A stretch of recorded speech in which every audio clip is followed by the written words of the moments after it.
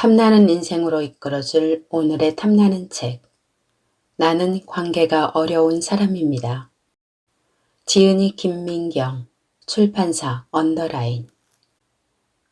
김민경 저자는 정신건강의학 전문의로 15년간 많은 사람들의 관계에 대한 고민을 듣고 상담을 해주면서 관계에 유독 힘들어하는 사람들의 특징을 발견했습니다. 첫째, 평소 사람 좋다는 소리를 듣는 이들이 관계에 대한 피로가 높았으며 그 원인을 살펴보면 누군가에게 인정받고 싶어하는 욕망이 크기 때문이었습니다.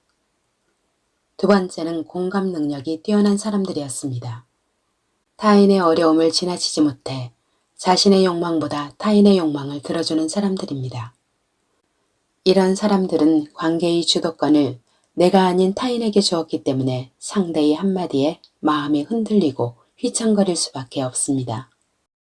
이 책에는 관계를 유독 힘들어하는 사람들의 특징과 상처받은 마음을 씻어내는 법을 설명하고 안전하지 못한 관계는 끊어내고 건강한 관계를 맺는 방법을 구체적인 사례를 통해 알려줍니다.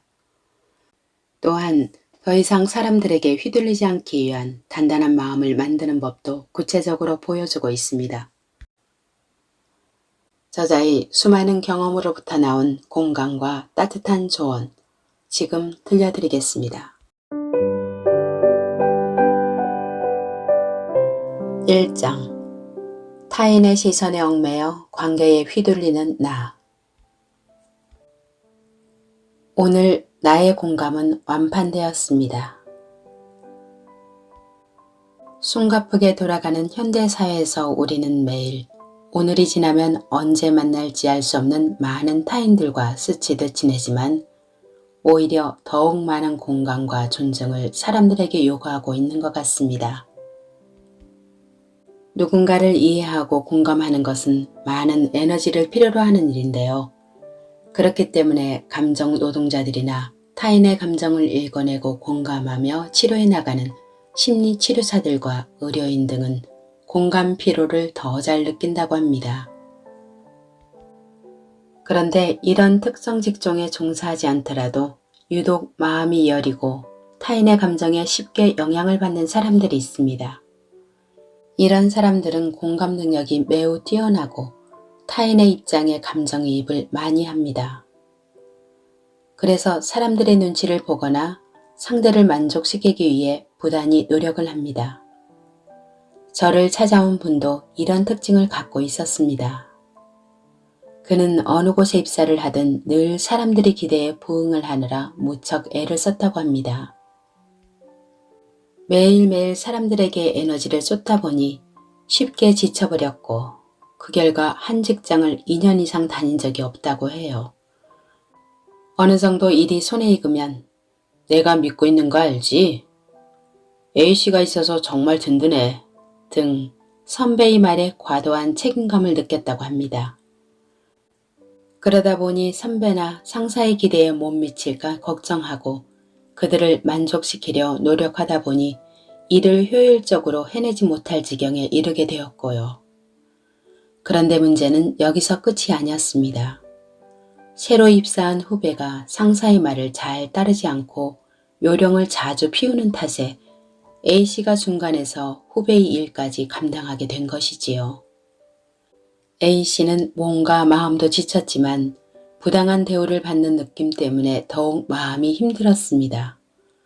그럼에도 상사의 인정이 너무나 소중했기 때문에 차마 자신의 생각을 말하지 못했지요. 또한 후배들도 이해가 가지 않았고요. 결국은 내가 카리스마가 부족한가? 내가 선배답지 않나? 라는 생각에 이르게 되면서 자신을 비난하게 되었습니다. A씨는 어느 순간 번아웃이 되면서 회사를 그만두고 상사나 후배들과의 연락도 모두 끊어버렸다고 합니다. A씨처럼 직장에서의 관계가 문제가 되어 퇴사하는 경우도 꽤 있습니다. 사람들은 갑자기 왜 저러지? 이럴 거면 미리 말하지 라고 쉽게 평가할 수 있지만 당사자에게는 말하는 것도 매우 버거운 일입니다. 누군가의 인정을 받는다는 것, 내가 행동하고 느끼는 대부분의 동력이 외부에 있으면 그것을 쉽게 놓지 못합니다. 많은 이들이 섬세한 A씨 같은 사람들을 좋아하고 의지합니다. 그렇지만 많은 A씨들은 오늘은 내 공감이 바닥났어요 라는 말을 잘 하지 못합니다. 그러다 지치면 결국 사람들과 손절하게 되는 것이지요. A씨뿐 아니라 많은 사람들이 적절하게 자신의 감정을 조절하고 더 이상 내어줄 공감이 없어. 오늘은 내가 좀 쉬어야 해 라고 말하지 못합니다. 스스로를 몰아붙이면서 타인에게 다정함과 성실, 인내를 자양분처럼 내어주다가 어느 순간 지치게 되는 것이지요. 이 문제를 어떻게 해결하면 좋을까요? 해답의 중심에는 내 공감도 고갈된다는 사실을 인정하는 것입니다. 남들에게 잘 공감하고 배려하는 것은 모든 사람들에게 환영받는 모습이기에 스스로 지쳐가는 것을 깨닫지 못하기 쉬운데요. 이 안에 함정이 있습니다. 누구에게나 헌신적이고 남의 입장에서 먼저 생각하며 다른 사람의 감정을 우선적으로 고려하는 것의 핵심을 잘 따라가 보면 내면에 매우 강한 인정욕구가 있음을 알 수 있습니다. 누가 그렇게 하라고 채찍질을 하는 것도 아닌데 내 안에 강한 인정욕구가 스스로를 채찍질하는 셈입니다. 새로 입사한 직원이 힘들어하고 적응을 잘 하지 못하는 것도 내 탓인 것 같고 가만히 있을 수가 없는 것이지요. 사람들이 퇴근하지 못하고 일을 하고 있으면 나만 일찍 가는 게 미안해서 해야 할 일이 없어도 괜히 야근을 하고요. 이런 행동들은 사회성이 좋다, 인간성이 좋다 등의 말로 치장되기 쉽고 승진이나 성공하는 데도 유리합니다. 그런데 그 균형을 잘 잡지 못하면 내면이 공허해지고 나와 가까운 사람들과의 관계는 금이 가기 시작합니다. 핵심이 인정욕구에 있기 때문에 적당한 거리감이 있는 회사 사람들이나 지인들에게는 높은 공감 능력을 발휘하며 헌신합니다. 그 사이 몸과 마음은 지쳐가고 지친 마음은 가까운 가족인 배우자나 부모에게는 짜증으로 나타나는 경우가 매우 흔합니다. 이런 성향을 가진 사람들은 내가 주위 사람들을 늘 만족시킬 수 없다는 것을 자각하고 그것이 내 탓이 아니라는 것을 받아들여야 합니다. 주위 사람들의 기대와 부응이라는 끈을 놓지 못하는 우리 주변의 수많은 A씨들은 오늘도 관계 때문에 이리저리 힘들어하는 중입니다. 내 마음이 마그마 같은 분노라는 감정에서 허덕이다. 평소에는 저도 제 마음을 잘 모르겠어요. 갑자기 화를 낼 때가 있는데 후련한 기분도 들지만 이렇게 해야 사람들이 저를 좀 봐주는 것 같아서 속상해요. 주변에 감정을 잘 드러내지 않는 사람들이 꽤 있습니다. 내담자 B씨도 평소에는 좀처럼 감정을 잘 드러내지 않다가 한 번씩 참았던 감정을 확 터뜨리는 성격으로 일상에 문제가 생겨 상담실을 찾아왔습니다. B씨는 겉으로 보기에는 몸과 마음이 단단해 보이고 서글서글한 인상으로 주위 사람들에게 이런저런 부탁도 많이 받는다고 해요. 사회생활에서는 이처럼 사람들에게 보이는 모습인 페르소나가 필요하지요. 싹싹한 모습과 성실함이라는 페르소나는 사회생활에서 매우 유용하니까요. 그런데 내면을 돌보지 못하고 페르소나에만 얽매이면 페르소나라는 옷이 수시로 나를 옥죄이기 마련입니다. 씩씩한 목소리에 예의 바른 모습의 옷을 벗으면 그날 있었던 일들이 머릿속에서 영화처럼 상영되면서 그 순간에는 느끼지 못했던 감정들이 올라오기 시작합니다. 왜 나에게 그런 말을 했을까?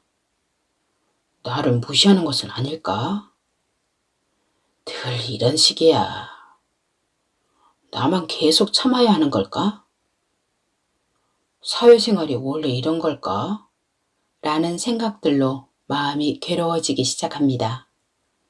이때 마음속에서 분노라는 감정이 조금씩 꿈틀거립니다. 분노는 굉장한 에너지를 가지고 있기 때문에 피하거나 계속 눌러두기가 힘듭니다. 마그마처럼 계속 끓어오르다가 어느 순간 폭발하고 말지요. 비씨도 참다 분노라는 감정이 터져버렸습니다. 그런데 분노를 터뜨리는 타이밍이 적절치가 않았습니다. 갑작스러운 분노는 사람들로부터 감정적이고 예민한 사람으로 오해받기가 쉽습니다. B씨는 회사에서 한두 번 불같이 화를 내었더니 이제 꽤나 성격 있는 사람으로 평가되어 이전과 달리 주위에서 조심스럽게 대합니다. 이런 극과 극을 오가는 상태가 불편해져 그는 또 직장을 옮기고 말았습니다. 사람은 행복, 기쁨, 슬픔, 외로움, 수치심 등의 다양한 감정을 가지고 있습니다. 정설은 이성과 딱 분리해서 구분하거나 우리 뇌에서 따로 돌아가는 체계가 아니기에 뇌 정서에 따라 이성적 판단이 영향을 받기도 합니다. 우리의 정서는 태어나서 성장하면서 뇌의 회로를 구성해 나갑니다. 성장기에 부모님 혹은 가까운 사람들과 감정 교류가 많은 경우는 뇌의 회로가 훨씬 풍성하게 형성이 됩니다. 일기를 쓰고 부모님에게 하루에 있었던 일을 제잘제잘 이야기하고 친구들과 일상을 나누는 것들 말입니다. 부모님이 너무 바빴거나 혹은 부모님들의 잦은 불화로 집안이 시끄럽고 불안정한 경우라도 내 말을 잘 들어주었던 선생님이 계셨거나 내 일상을 공유하고 이야기를 나눌 수 있었던 친구가 있었다면 이 또한 큰 도움이 됩니다. 영국의 정신분석가인 피터 포나기에 의하면 충분히 지지받은 경험이 어린 시절의 3분의 1 정도만 되어도 스스로의 마음을 단단하게 만들 수 있다고 했습니다. 내 마음을 누군가에게 털어놓을 수 없는 상태로 오랫동안 성장하면 뇌의 회로는 다양한 감정을 소중한 정보로 인식하지 못하고 가지치기를 합니다. 이런 경우 자신의 감정을 잘 모르는 경우가 생깁니다. 더군다나 슬픔, 외로움, 수치심 등의 약한 감정들은 마치 벌거벗은 몸과도 같아서 누군가에게 쉽게 꺼내 보일 수가 없습니다. 용기를 내어 슬픔을 꺼냈는데 제대로 위로받은 경험이 없었다면 슬픔을 해결하는 유일한 방법은 꽁꽁 싸매서 감추는 것일 테니까요. 그렇게 약한 감정들은 내 안에서 숨어 지내고 있다가 외부에서의 자극이 누적되면 분노라는 큰 화산으로 폭발하게 되는 것이지요. B씨 역시 이것 좀 제대로 하지. 내가 시키는 대로 해요. 라는 동료의 말이 수치심과 낮은 자존감을 건드려 마음속에 꾹꾹 눌러두었던 분노가 한계점에 이르러 한라산처럼 한꺼번에 폭발했던 것입니다. 좀처럼 마음을 털어놓지 못하는 사람들은 마치 단단한 갑옷을 입은 것과 같아서 감정을 드러내는 것을 굉장히 힘들어합니다. 깊이 감싸고 보호해야 안전하다고 느끼고 살아왔기 때문인데요. 감정을 감싸는 단단한 갑옷을 벗어던지고 가벼운 옷으로 갈아입는 시도를 조금씩 해보는 것이 필요합니다. 가장 좋은 방법은 믿고 신뢰할 수 있는 누군가에게 편하게 마음을 털어놓고 그 경험이 도움이 되고 안전하다는 것을 깨닫는 것입니다. 이런 용기가 쉽게 생기지 않는다면 스스로의 마음을 일기나 수필을 통해 조금씩 표현해 보는 것도 도움이 됩니다. 언어로 표현하기 힘들다면 그림을 그리거나 낙서를 하는 것도 좋습니다.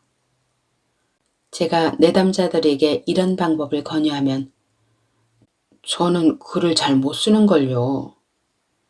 그림은 그려본 적도 없어요. 라고 손사래를 치시는 분들도 많은데요. 누군가에게 보여주기 위한 글과 그림이 아닌 내 마음을 표현하는 수단이라고 생각해 보세요.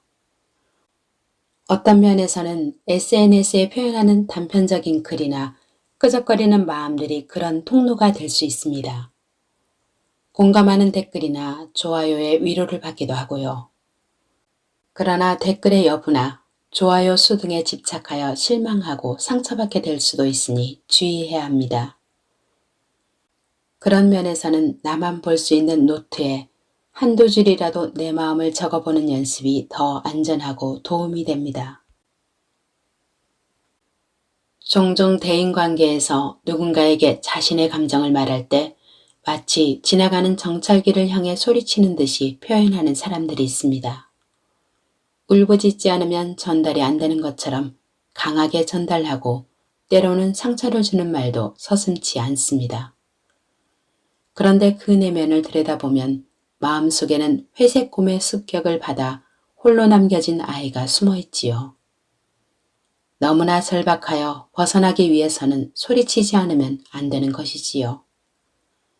대인관계에서도 자신의 요구가 잘 받아들여지지 않으면 쉽게 실망하고 좌절하고 때론 상대에게 끊임없이 요구를 늘어놓기도 합니다. 아마도 부드럽게 이야기했을 때 잘 전달되지 않았던 경험이 많았을 겁니다. 그래서 늘 강하고 화가 난 모습으로 내 생각을 전달하는 것이지요. 그 갈등이 가장 쉽게 드러나는 관계는 아무래도 부부 사이에서입니다. 다른 집은 남편들이 자상하고 아이들한테도 다정하다는데 당신은 뭐 하나 잘하는 게 없어요? 늘 술이나 마시고 밤새 게임하고 여기가 하숙집이에요? 처음에는 이렇게 강하게 말하지 않았을 것입니다. 세월이 쌓이면서 부정적인 경험이 쌓였을 거예요. 부드럽게 말을 건네도 보았지만 귓등으로도 안 듣는 것 같은 배우자의 태도에 점차 화가 나고 목소리가 올라가고 변화가 없으니 같은 말을 자꾸 반복하게 되는 겁니다. 지금 아니면 언제 구조될지 모르는 사람처럼 정찰기를 향해 소리치는 것이지요. 상대로부터 사랑받고 인정받지 못하고 있다는 감정이 압도되면 견디기 힘든 감정의 파도가 하루에도 몇 번씩 들이칩니다. 이럴 때 상처를 받지 않는 가장 좋은 방법은 관계를 차단하는 것입니다. 아무리 사이가 좋았다가도 상대의 작은 실수에도 과감하게 손절한다는 사람들의 심리에는 상처받지 않고 싶어하는 마음이 내재되어 있습니다. 점차 의지하게 되고 쉽게 상처받게 되면 그 사랑을 잃지 않기 위해서 목청 높여 소리를 쳐야 할 테니까요. 그 고단함을 알기에 빨리 차단하고 직장을 옮기고 그렇게 대인관계를 쉽게 바꿔갑니다. 그런데 결혼한 부부이거나 가족 사이에서는 관계를 차단하는 게 쉽지 않습니다. 목청껏 외쳐보지만 상대가 묵묵부답일 때는 화평이나 우울증이 생기기도 합니다. 모두 관계의 경계를 잘 세우지 못해서 일어나는 일들입니다. 나와 타인 사이에 적절한 경계를 두었을 때 오히려 내 마음을 알아챌 수도 있고 타인에게 안전하게 다가갈 수도 있습니다. 상처는 누가 주는 게 아니라 내가 그냥 받는 것이다. 제가 과거에 대학병원이나 규모가 있는 병원에서 일을 했을 때였습니다. 그곳의 직원들은 환자를 돌보는 것뿐 아니라 많은 동료들과 교류하며 소통해야 했는데요. 이 과정에서 어려움을 겪는 이들이 많았습니다. 관계는 1 더하기 1은 2 정도의 단순 연산이 아니라 때로는 미적분과 같이 어렵고 복잡하게 얽혀 있다고 비유할 수 있습니다. 다양한 사람들과 일하다 보면 어느 조직이나 상대적으로 다른 사람에 비해 목소리가 크고 강압적이며 무례한 사람들이 꼭 있기 마련입니다. 종종 직원들의 심리 상담을 할 때면 누군가에게 상처를 받았다고 하는 사람들이 있습니다. 그런데 신기하게도 모든 사람들이 상처를 받진 않습니다. 여기에서는 미묘한 맥락의 차이가 있습니다. 바로 마음의 상처는 주는 사람의 의도와는 전혀 상관없이 받는 사람의 몫이기 때문이지요. 이를테면 A라는 상사는 자신이 원하는 대로 일이 빨리 진행되지 않으면 불같이 화를 내는 성향을 가지고 있습니다. 누구라도 그가 원하는 대로 맞추기는 쉽지 않은데 일을 미리 지시하지 않기 때문이지요. 그렇다 보면 A 부하 직원들은 대체로 스트레스를 받을 수밖에 없습니다. 안타깝게도 조직에서는 남을 배려하고 부하 직원들의 감정선을 잘 이해하고 보살피는 사람들보다는 업무 위주로 처리하는 사람들이 더 많습니다. 정글과 같은 사회생활을 하는 우리에게 반드시 필요한 것이 있습니다. 바로 누군가의 행동이나 말로부터 내 감정을 분리하는 것입니다. 그래야만 누군가로부터 상처를 받지 않을 수 있습니다. 예컨대 A씨가 갑자기 시간에 촉박해서 무리하게 업무를 요구하면 누구나 스트레스를 받습니다. 이럴 때 보통 선택지는 두 가지입니다. 퇴근 시간을 넘겨서라도 해내거나 어차피 무리한 요구를 한 셈이니 할 만큼만 하고 퇴근하는 겁니다. 많은 직원들을 관찰해보니 전자인 사람들이 대체로 더 상처를 잘 받는 경향이 있는 것 같았습니다.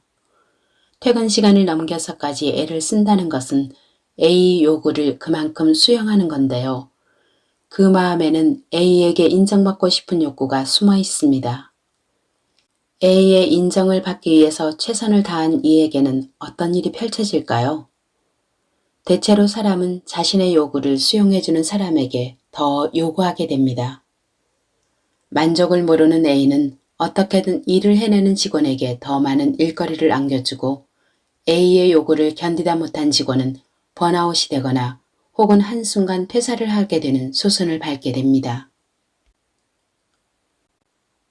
겉으로는 적응을 잘하고 열심히 일하는 것 같은 사람이 갑자기 퇴사를 할 때는 대개 스스로의 한계를 잘 정하지 못하고 끝까지 밀어붙이는 경우입니다. 삶에서의 우선순위가 나의 행복이나 나 자신에 있지 않고 누군가의 인정에 두게 되면 관계에서 늘 나는 의릴 수밖에 없습니다. 즉 상대의 요구나 감정에 끌려다니게 되는 것이지요. 내 감정과 노력을 이 정도로 내어주었다면 응당 나에 대한 인정이 돌아오리라 기대하게 되는데요. 세상은 그렇지 않습니다. 최선을 다했지만 내 노력을 때때로 부정당하기도 하고 내 성과를 누군가 가로채기도 합니다. 잘했다는 인정을 위해 노력했는데 결과가 허무하게 무너지는 순간 결국 관계를 견딜 수 없게 됩니다. 인간은 사회적 동물이라는데 어떻게 다른 사람의 인정과 사랑을 무시할 수 있나요? 라고 의문을 가질 수 있습니다. 맞습니다. 너무나 당연합니다.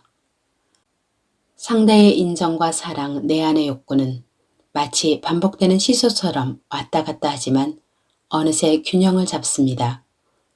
그런데 자칫 타인의 인정이 나에게 과도하게 무게가 실리면 내 삶이 제법 버거워질 수 있다는 것을 명심해야 합니다. 때로는 모두에게 사랑받지 않아도 괜찮다. 몇 년 전 워크숍 장소에서 반가운 후배와 교수님을 뵙게 되었습니다. 우리는 가벼운 일상을 나누며 대화를 이어나갔습니다. 그러다 갑자기 후배가 이런 말을 하더군요. 교수님, 선배는 전공의 시절 모든 사람들이 좋아했어요. 저도 그렇고요. 정말 좋은 선배예요. 그 말에 얼굴이 확 달아올랐습니다. 모든 사람들이 좋아하진 않았을 텐데 너무 과대평가한 게 아닌가? 라는 생각과 함께 당시에 함께 근무했던 선후배들을 머릿속으로 재빨리 스캔하기 시작했습니다. 다 나를 좋아했을까? 이런 자기 반성과 함께 말이지요. 그런데 그때 교수님이 모든 사람에게 좋은 이미지를 주려고 얼마나 피곤하게 살았을까 라고 하셨습니다. 정신건강의학과 수련 시절 많이 의지하며 이런저런 인생 상담을 드렸던지라 저를 너무 잘 알고 계셨던 것이지요. 그 순간 저는 큰 위안을 받은 것 같았습니다. 모든 사람에게 사랑받으려 애쓸 필요가 없다는 명제를 잊고 지냈던 긴 세월들이 떠올랐기 때문입니다. 고백컨대 저 역시도 오랜 기간 많은 이들이 인정과 기대를 충족하려고 무던히 애를 썼던 날들이 있었습니다. 나와 이해관계를 비슷하게 하는 소수의 사람들과 혹은 의사, 환자 관계처럼 목적이 분명한 관계에서는 늘 사랑받는 존재로 머무는 것이 어느 정도는 가능합니다. 물론 이 또한 굉장한 노력이 필요하긴 하지만요. 그런데 관계를 맺는 범위가 넓어지거나 의사를 결정하는 자리에 있게 되면 모든 사람들에게 인정받고 사랑받는 것이 거의 불가능하다는 것을 곧 깨닫게 됩니다. 어떤 결정을 내리든 누군가에게는 손해가 되어 불평불만이 나오기 때문이지요.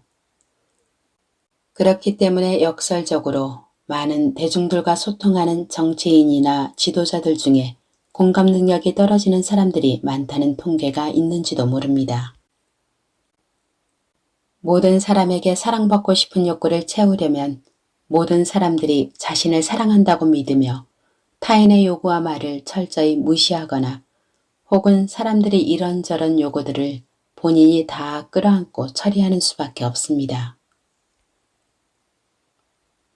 사랑을 갈구하지 않고 내 마음을 다독이는 법. 1. 나를 믿고 위로해 줄 사람이 단 한 명이어도 괜찮습니다. 소수의 사람들과 마음을 나누며 내 마음을 전할 수 있다면 그것으로도 충분합니다. 모든 사람들의 사랑과 인정을 받으려고 애쓰지 않아도 된다는 생각만으로도 어깨가 조금 가벼워질 수 있습니다. 2. 서로의 입장은 늘 다를 수밖에 없다는 것을 명심하세요. 각자의 이해관계에 따라 나를 좋아하고 찬사하던 사람이 한순간 나를 비난하고 험담할 수도 있습니다. 순간순간의 다른 사람의 판단에 따라 자신을 끌려가게 두지 마세요. 타인은 나라는 사람보다는 내 일과 역할 때문에 찬사하기도 하고 비난하기도 할 뿐입니다. 3. 다른 사람의 불편한 감정이 내 마음에서 휘몰아칠 때는 조용한 곳에서 자신의 몸과 마음에 집중을 해보세요. 들숨과 날숨에 집중하며 호흡을 해봐도 좋고 맑은 공기를 마시면서 걸어도 좋습니다. 땅을 디디며 걷는 발걸음을 느끼면서 내가 발을 딛고 서 있는 것처럼 내 마음도 단단해진다. 지금의 모습으로 충분하다. 라고 스스로 말해봅니다. 4. 정서적인 고통과 신체적인 고통을 인지하는 뇌의 부위는 비슷합니다. 마음이 고통스러울 때 신체의 반응을 살피면서 오감을 자극하는 것도 효과가 좋습니다. 좋은 향기를 맡는 것, 부드러운 음색의 연주나 노래를 감상하는 것, 맛있는 음식을 천천히 음미하면서 먹는 것, 따뜻한 물에 몸을 녹이며 반신욕을 하는 것 등이 있습니다. 다 아는 거야 라는 생각이 들 수도 있습니다. 그렇지만 중요한 것은 나에게 효과가 좋은 것을 반복해서 실천하는 것입니다. When there's no more hope is left in me, I can see what comes by.